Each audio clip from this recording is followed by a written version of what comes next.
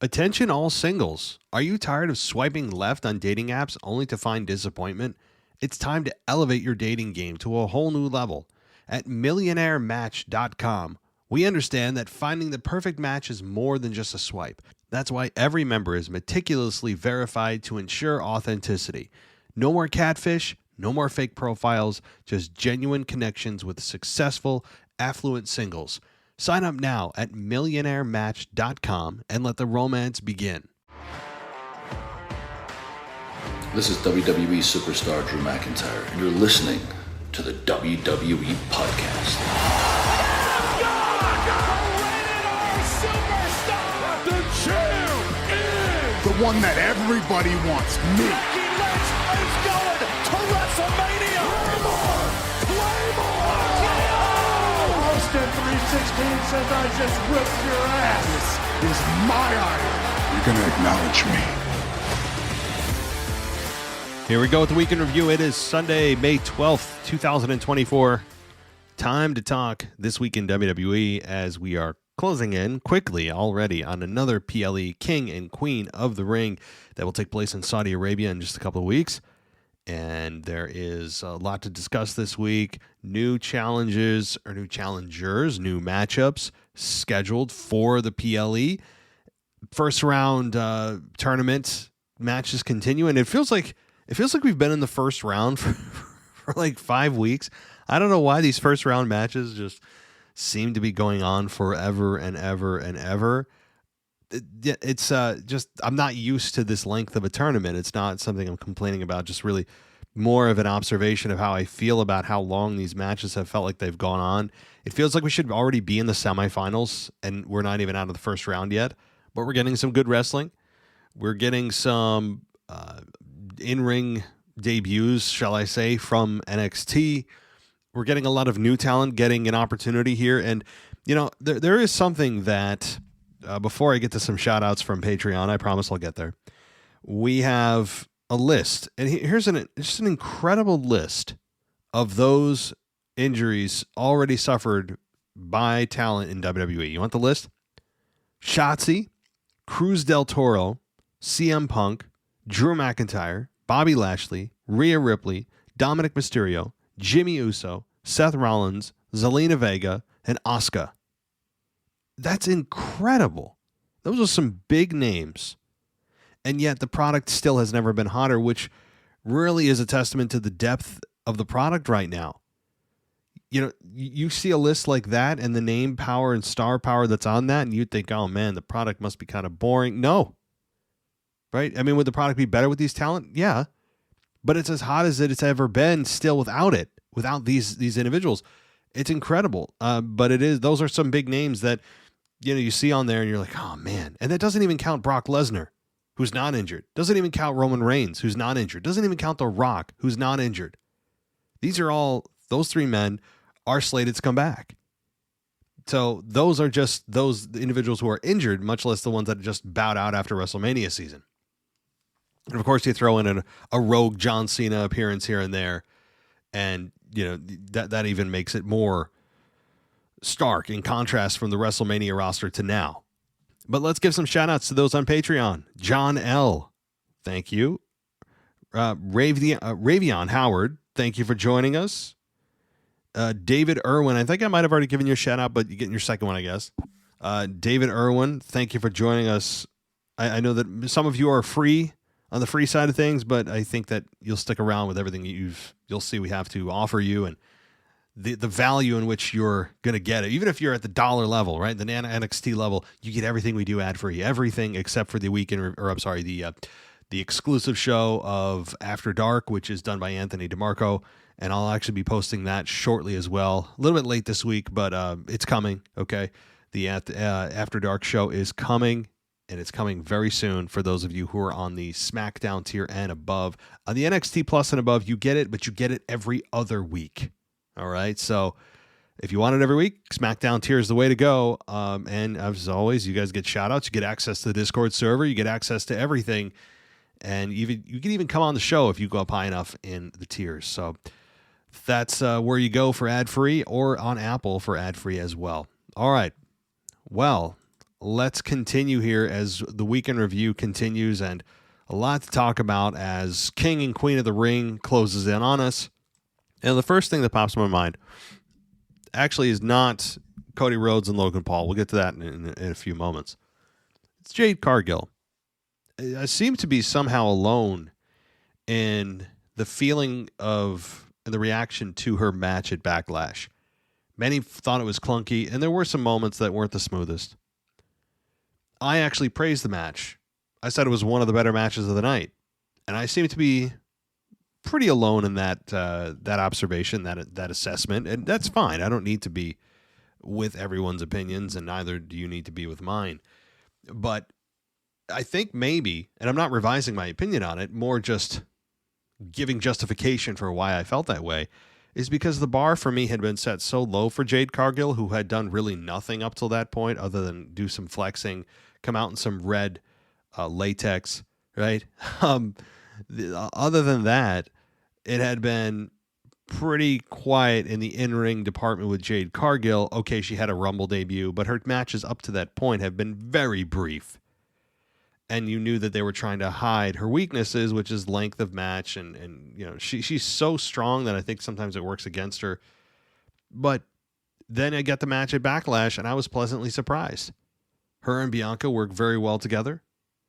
I think that she draws your attention to the screen, whether it's a TV screen, whether it's your iPhone screen, your Android screen, your iPad screen, whatever screen.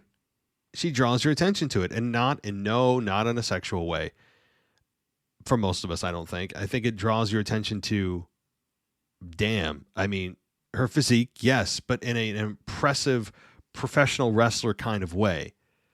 At least I can speak for myself on that front. She just looks like, even if you don't know who the hell she is, even if you never saw her in your life, you look at her and you go, oh yeah, that's a big star. Even, you know, if you had to pick her out of a lineup and just guess who the big star is, you would look at her and say, yep, for sure. She's obviously, yes, an attractive woman.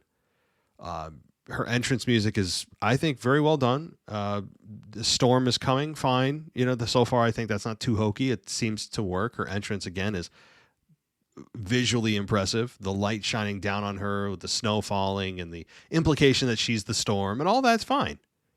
And I think she does have an impressive entrance. And this week, she did have another match, a singles matchup. And this might be her longest singles matchup since she has debuted on the WWE roster from AEW. And it was against Piper Niven.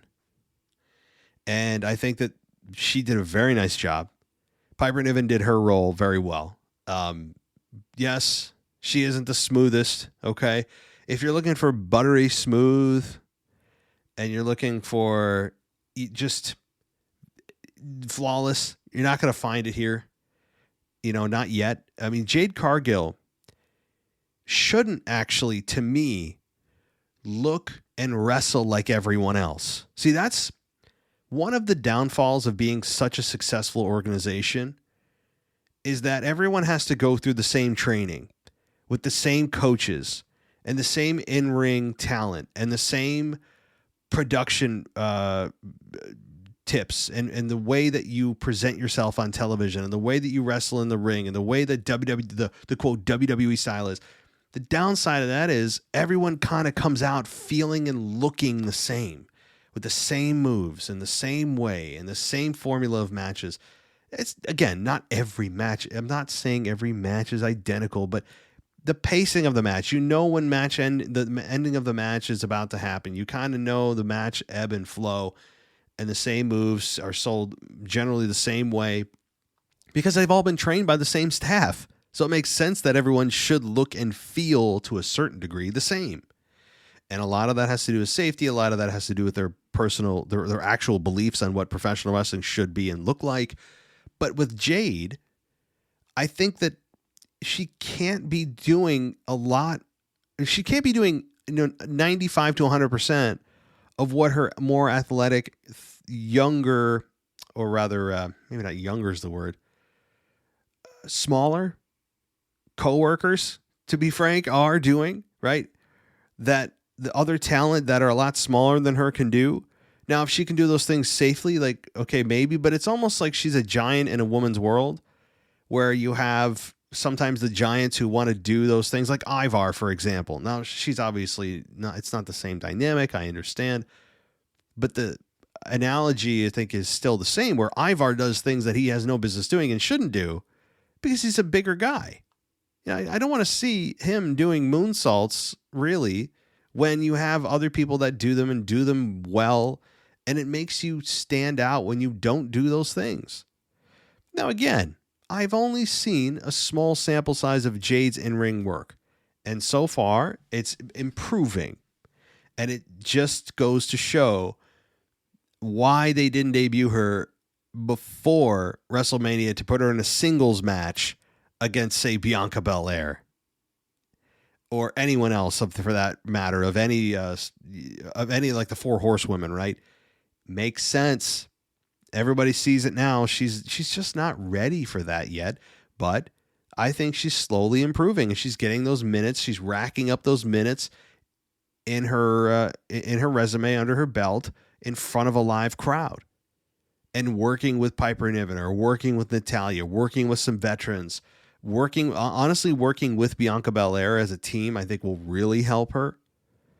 Now you'll notice in the King of the Ring, or rather Queen of the Ring tournament, that those two women are on the same side of the bracket. If both of them win their next match, they will both have to face one another in the semifinals.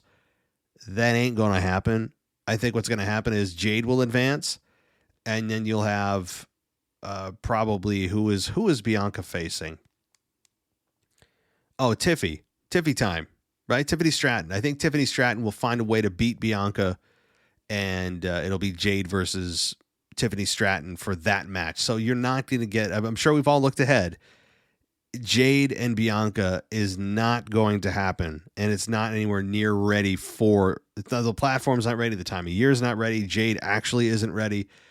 If Jade versus Bianca took place right now, to be frank, as much as I've supported Jade or at least I've gotten recent support for her, or she's starting to earn some respect from my end, and I think the fans too, she would be completely exposed if Jade versus Bianca happened, say, at the next PLE. It would be a disaster, an unmitigated disaster. You talk about pouring cold water on a matchup, it would be a disaster. So they're not ready for that. So anybody that thinks that matchup's going to happen right now, no. Will it happen? Oh, yeah. Maybe as soon as Vegas at WrestleMania 41. So we'll have to see. But I know I'm going on a long tirade here about Jade, but she's the first thing that came to my mind, and I'm seeing improvement every week. You know, I'm seeing, yes, some botches. I'm seeing some things that are done a little stiff, a little sloppily, timing's off. Yeah. But as fans, I think that we have to come to expect that, especially where she came from in AEW, where she wasn't exactly known for her in-ring ability and was really just known for her look. And you know, right now in WWE, she's transitioning from just look to I can go in the ring. So I think we just need to have a little patience. This reign of tag team championships with Bianca is probably going to be many, many months long. And when they're ready to split, then you'll see things change in a big way for Bianca and Jade, and maybe they'll go at it at that point. But okay, let's continue. Now we get Cody Rhodes and Logan Paul. Honestly, I like it. I really enjoy, Logan Paul, for as few matches as he's had, you would think that myself, who's critical of new talent coming up and, jumping the line and all that. No. Logan Paul maybe not deserves, feels like he belongs is more of the, I think, a better way to phrase it, because it's to say he deserves it would really not do, the talent that have been there for years any due respect that they're owed, right? Because there have been hundreds and hundreds and hundreds of matches under other talents' belts that have not been in the position of Logan Paul. And Logan Paul comes in, has had about a dozen televised matches, including one against Roman Reigns. He's now the United States champion. He's been U.S. champion now for closing in on 200 days. And now we're going to put him in another title match with the guy that just beat Roman Reigns. So I think that when you look at this, Logan Paul he may be, now again, jumping the gun a little bit, but there's a possibility he could be one of the faces of the company in another year or two. And yes, he's really good as a heel. Could he eventually play babyface? Yeah, look at his in-ring ability. Fans respect that. They know when a guy or gal can or can't go. Logan Paul can go. And beyond that very obvious observation that has been brought up many, many times that, yeah, he can go. He's the best rookie year, fastest, he's been compared to Kurt Angle. He's also starting to come around on the mic in a way that makes him feel like he could outduel a lot of guys on the mic. He's got confidence. He's got poise. He's got cadence. He's got content. And he really seems to be, he held his own against Cody Rhodes. Now, Cody's going to get the final word, all that, because he's the champion and Cody's really good on the mic himself. And these two going at it in Saudi Arabia at Queen and King of the Ring in a couple of weeks is going to be a lot of fun, and it could be match of the night easily. If not, it's the front runner for it. So I'm really looking forward to the Cody Rhodes and Logan Paul. Is there any chance Logan Paul beats Cody Rhodes? I mean, it's, I would say very small, but it's a larger chance than Cody Rhodes losing to AJ Styles at Backlash. Or rather AJ beating Cody, if that was anyone's pick. I don't think it was, but there's at least a slightly higher chance. And the reason is twofold. One, you're getting further away from Cody winning, which just by pure fact of life, the further you get from Cody's victory, the closer you get to him losing it, just because that's going to happen. But also number two, he's a hell of a lot younger than AJ Styles is. He's the future of the company if he wants to immerse himself into the company full time. And when you look at it that way, okay, he is younger. Would they, and my God, do they dare pull the trigger? My answer is still no, a very confident no. But it's at least in the universe of a discussion for a possibility. I'd give it like a 1.5% to 2% chance that he does beat Cody Rhodes for the Undisputed Championship. But again, I'm looking till really Survivor Series and WrestleMania before Cody Rhodes has any real chance of dropping the belt. In fact, from all the reports that we're hearing, and many of you have probably heard the same and echoed the same things, apparently the plan is to have Rock versus Cody Rhodes at WrestleMania for the championship versus championship. And you may be saying, what do you mean championship versus championship? Well, The Rock has the People's Championship that he's been holding from Muhammad Ali's wife that he's carrying around.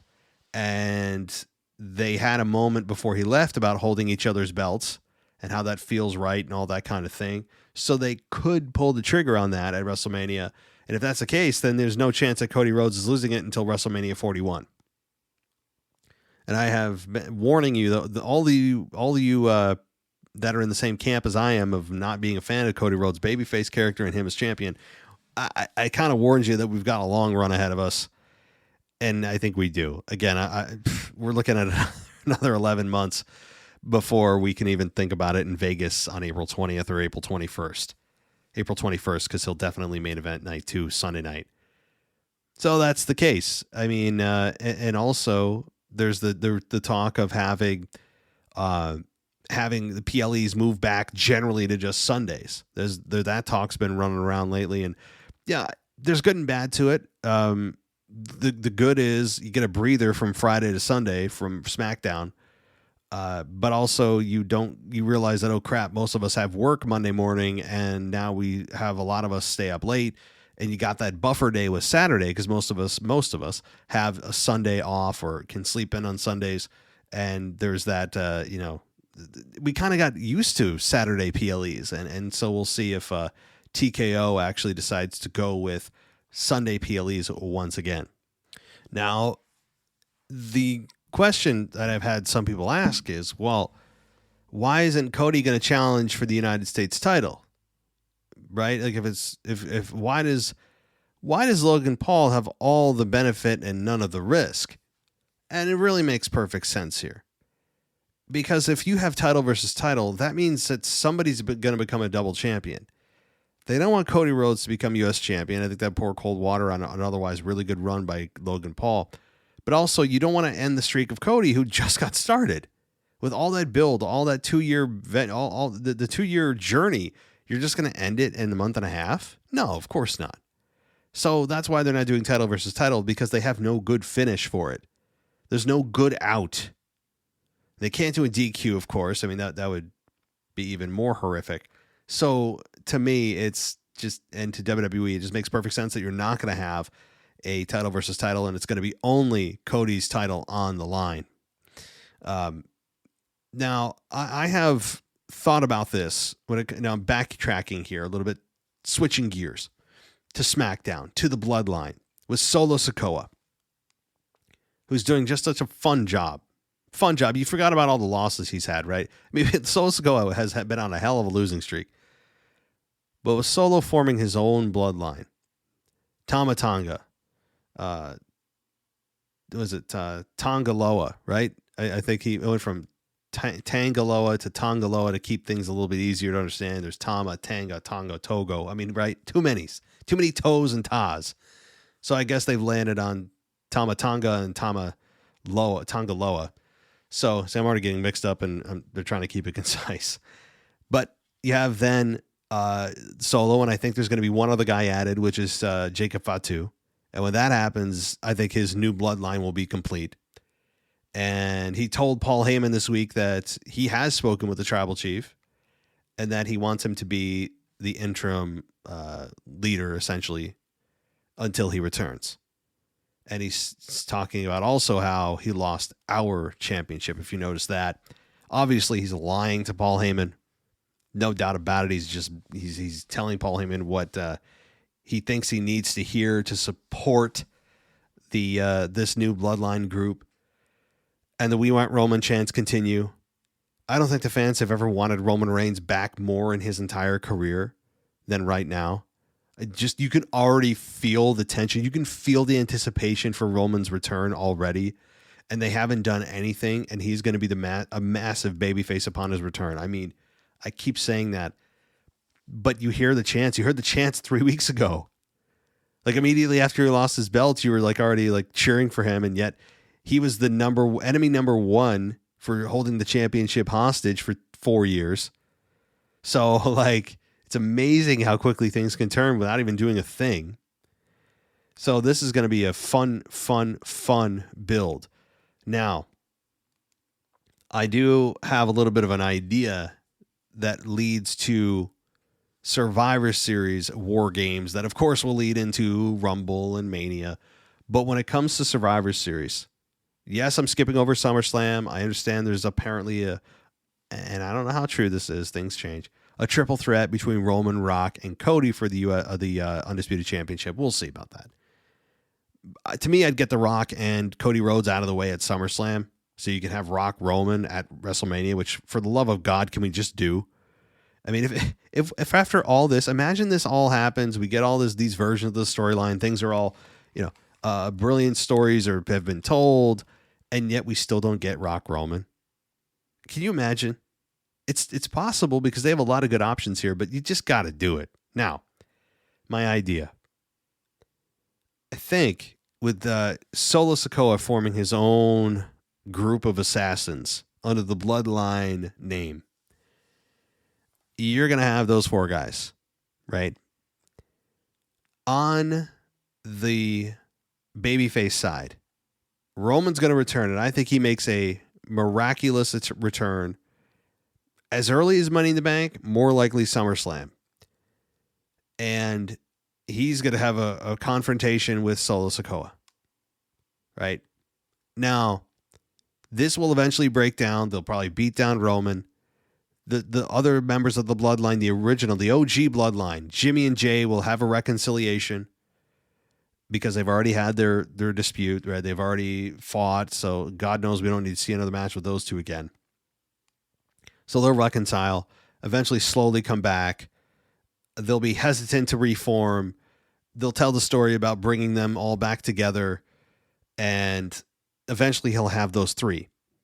But you're thinking, wait a minute, how can you have 4 of those guys versus really, well, actually 5, if you count The Rock, of Solo Sikoa, who I think Rock has been the one to give the order, not Roman. So you have Rock, Solo, Tama Tonga, Tonga Loa, and Jacob Fatu. You have 5 of those guys inside of Survivor Series in the War Games match. So in the War Games match, you have those 5 guys. And again, on the other side, you have Roman Reigns, Jimmy Uso, Jey Uso. Now, who the hell could the other 2 be? Who could those other 2 be? Right? Because you got to have 5-on-5. What if they brought Sami Zayn back into the fold? Right? Sami Zayn, I understand he's Intercontinental Champion. He's having a little fun run, but November's a ways away.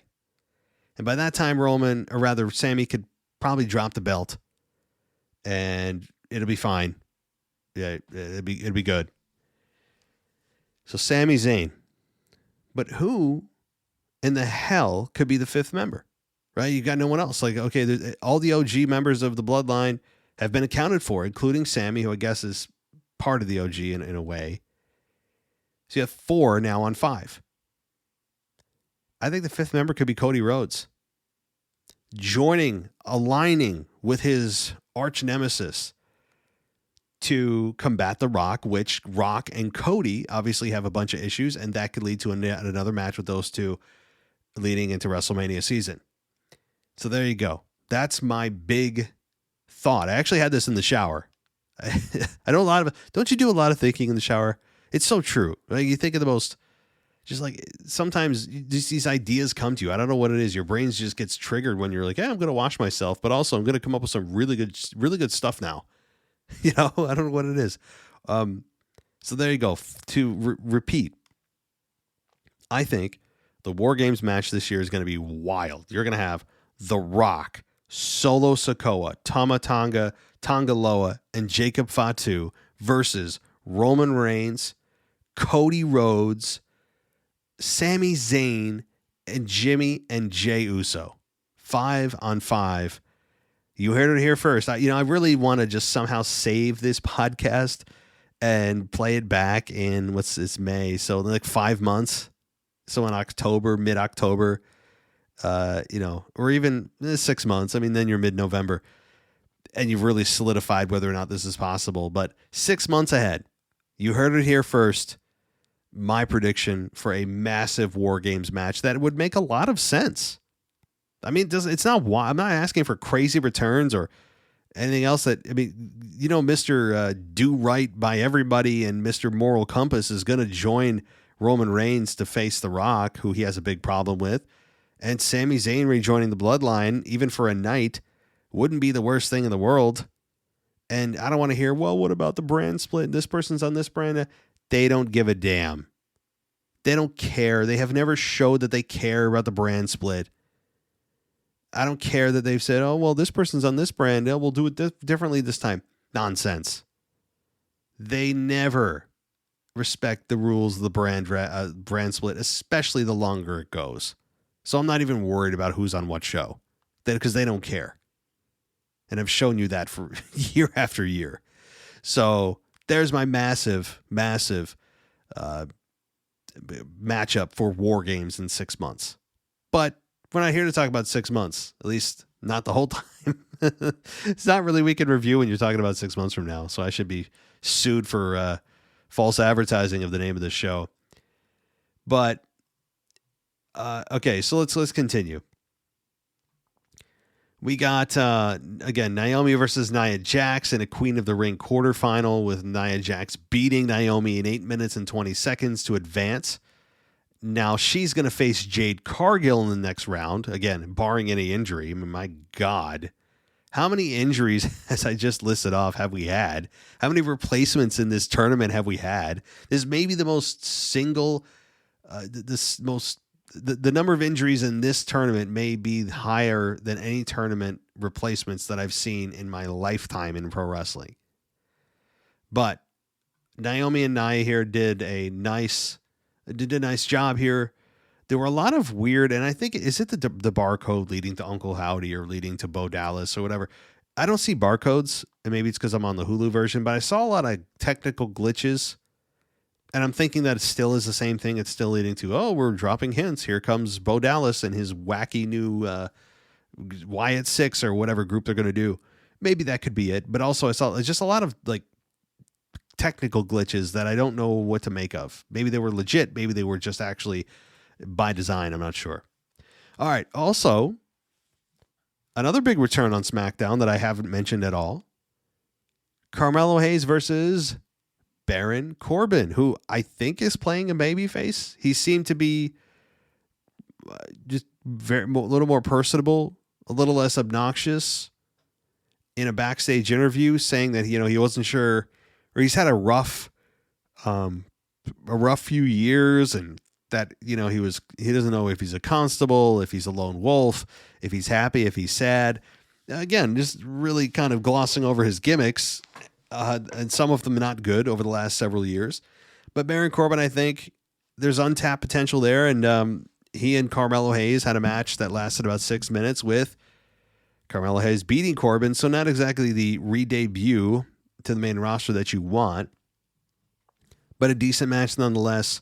After Corbin went for end of days, Hayes avoided it and rolled him into an inside cradle and stole the victory. So that's the out, is that he didn't hit him with a clean finish. With the clean victory, it was, he hit an inside cradle. But the weird thing is, with an inside cradle, it is viewed just reflexively by fans as stealing the victory. But it's a legal wrestling maneuver. So it's not really stealing a victory when it's a legal maneuver that anyone can use, including in front of the referee. So, you know what I'm saying? I'm not trying to ruin it for you guys, but I don't know how it's stealing something when it's a legal move to use to win the match. But nonetheless, Carmelo gets the victory. We'll have to see where Corbin's going to go from here. It was actually kind of nice to see him for once in a long while on SmackDown.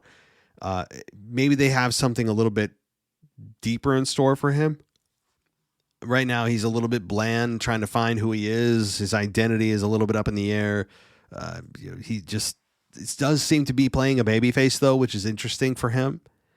Wrestling with his shirt off. I know a lot of you are, and it's really unfair for Corbin, who does get a bad rap for his belly button. If you haven't heard of that fiasco, just Google it.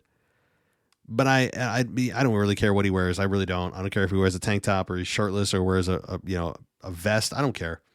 But I think that Corbin right now needs to find himself quickly, because the fans still view him as just, I think, as we don't know what you are yet, and I don't think Corbin knows yet, but it's at least a nice face, dare I say, a fresher face on SmackDown that you could make heel or even try a babyface run with. All right, we got some hype for WrestleMania 41. Really good amount of hype for WrestleMania 41 that's going to be obviously in Las Vegas. Maybe the latest WrestleMania has ever been put out there, by the way, on April 20th and 21st.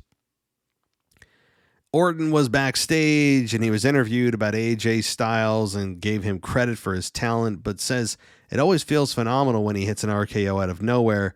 And then addressed Tama Tonga and said for what he did to Kevin Owens, he actually called Kevin Owens his friend. That's interesting.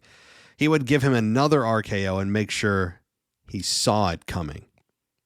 So Orton very fired up here. Really the most fired up I've seen him in a while. Threatening Tama Tonga, yet he didn't do anything during his match. But hey, still, you have Randy Orton floating out there, ready for an RKO to strike. And he called, again, Kevin Owens' friend. That I'd be very leery of, setting us up for a turn. for the millionth time in Orton's career, but also Owens, who has been known to turn a time or two on his quote unquote friends. So anytime someone says that they're your friend, I would be very leery of a setup here. So I'm sniffing something out. So we'll see what happens. But again, we then get Jade Cargill and Piper Niven, which I already went over. Bianca Belair versus Candice LeRae in a Queen of the Ring. Oh, this was a quarterfinal. Okay. And let's see here. We got, as expected, a Bianca Belair victory in just under 3 minutes. And we then have, let's see, Tama Tonga versus Angelo Dawkins. This match also was super fast in under 2.5 minutes, with Tama Tonga beating Angelo Dawkins. Man, the Street Profits are in, their characters are screaming for a change. They are on the character. If the character of the individuals could get on their knees, it would be begging for a shift, a change. I'm not saying, turn them heel as automatic. No, I mean, they could, and they kind of did in a weird way with Lashley, and then Lashley gets injured, and like everyone seemingly get injured, but they weren't sure what their identity was with them either. Yeah, with Bobby Lashley, they call themselves the Pride. What did the Pride mean? I don't know. Who knows? No one knows. They were healed, and their face, and their baby. Like, I mean, it's just, there was no consistent momentum with that group, even though I thought initially it was very intriguing, and it kind of went nowhere. But really it comes down to, this is the problem. The problem is Angelo Dawkins and Montez Ford. They need to figure out something. They are fading and fading fast from a fan support perspective. The fans look at them and go, yeah, they're cool. I mean, yeah, they were cool from like 5 years ago, and they're still doing the same thing. And, okay, but they're still with Lashley. Are they heel? We don't know. That's not to disparage the talent of either man, but it's just time to do something different. If you want to split them and turn one heel, fine. If you want to keep them together, but change the music and change the look and maybe do run-ins from vignettes, fine. What you can't do is just this. You can't keep them together. It's just, no one even if they do and the fans don't turn on them fully, the fans don't believe they can beat anyone or win anything anymore. They just, even if they did a shocking victory, no one really wants to see it, though. I don't know anyone that's just dying for the Street Profits to win a tag team championship. They need a change. They need something, either together or separate, or as baby faces or as heels. The possibilities are wide and vast. Choose one. Anyone but remaining in the same spot that you are. You cannot run in place with these two. There. I wanted to get that out. Okay. Next week, we're going to get a contract signing with Cody and Logan Paul. And then we get to the main event, Randy Orton and AJ Styles in the King of the Ring quarterfinal. And it's a really fun match. 17 minutes here. Just two pros doing what they do best. And that is just kicking each other's asses and looking like they're 25 years old. It ends with Styles trying to go for a Styles clash. Orton to hit the RKO with one RKO and gets the victory. And one of the few finishes that's still protected, by the way, is the RKO. And after the match, Orton celebrated. Again, a fun match here. I think that, there's not going to be any bad blood between Orton and AJ. It's just a match, and then they move on. Because Orton is clearly targeting the Bloodline and Tama Tonga specifically. And when eventually Owens comes back, he will do the same. So that leaves the question of, where the hell does AJ Styles go? Who does he work with? That's the question. But also, you could keep AJ Styles as a heel, but he's been kind of a nice heel in a way. He hasn't been a nasty heel trying to cheat to win. He's been a legit, just kind of upstanding heel that you could turn him babyface. So I'm not sure where they go with AJ, but they know they have a hell of a hand there that they could do and plug and play almost anywhere and have a great match with. I heard that and I saw that was that Dave Meltzer gave AJ Styles and Cody Rhodes a 5-star rating at Backlash. Now, a couple things on that. Number one, I don't think it was a 5-star match. Number two, it's also just one guy's opinion, like one dude. Again, there's a very polarizing opinions on Dave Meltzer. I know that. He does have there is some not good track record that he clearly has gotten into media, wrestling media, at the time that it was really starting to come into its own, right? Like, he clearly has a name for himself. He has recognition even among the wrestlers in the industry. People know who and what he is. Has he had a bad track record at times? Yes. Does he seem a little pompous at times? Yes. Does he get it right a lot of times? Yes. Does he have insiders inside of the company feeding him information? Yes. But good for him. I would take that information too. That's what you do. You get the information, you get it, and you take it and you deliver it. But so many people are like, agreeing with the 5 stars or not agreeing. And I mean, again, it's one fan's opinion that we're all supposed to just look at and go, oh, well, I give it 3. I must be wrong. It's the most subjective thing of all time. Did you like the match? Didn't you? How do you rate it? Why did you rate it the way you did? I mean, you talk about so many variables, but people get caught up in star ratings. I'm not one to really do that.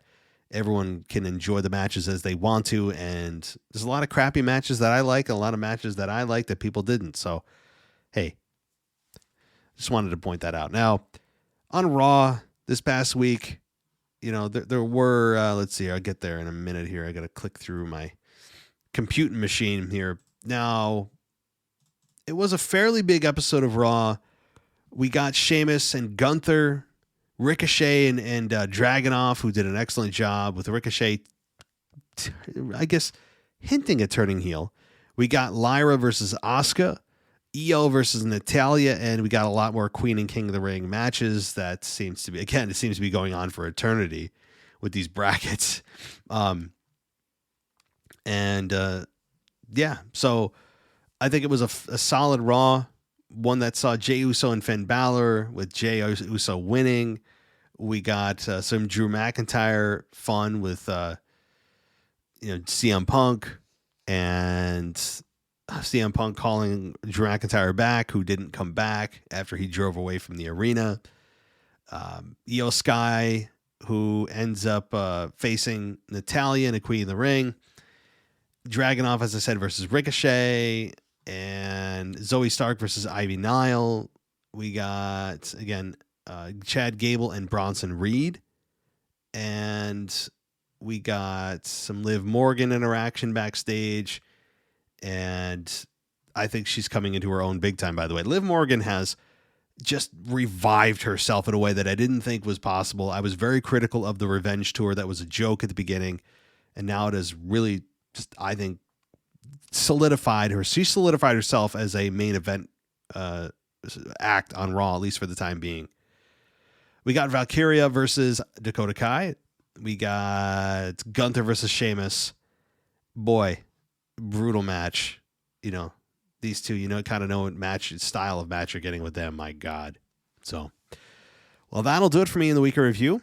I think I have gone through not everything in a down to a fine powder, as they say, but at least on a high level covered the bigger things that have happened this past week. And, I do apologize for the After Dark. It's a little bit late, but as I said, it's coming. Okay. The After Dark, for those of you who are on those SmackDown tier and above on Patreon, will get it. And on Apple Podcasts. By the way, if you're subscribed to Apple Podcasts, you do get every single week the After Dark show. So that's an advantage if you want to just hit the Apple subscription and get a week trial for free. But that'll do it for me tonight, guys. Thanks so much for listening. I'll talk to you next time. Attention all singles. Are you tired of swiping left on dating apps only to find disappointment? It's time to elevate your dating game to a whole new level. At millionairematch.com, we understand that finding the perfect match is more than just a swipe. That's why every member is meticulously verified to ensure authenticity. No more catfish, no more fake profiles, just genuine connections with successful, affluent singles. Sign up now at millionairematch.com and let the romance begin. Thanks for listening to the WWE Podcast. Don't forget to subscribe on your favorite podcast app so you don't miss a show, or head to WWEpodcast.com.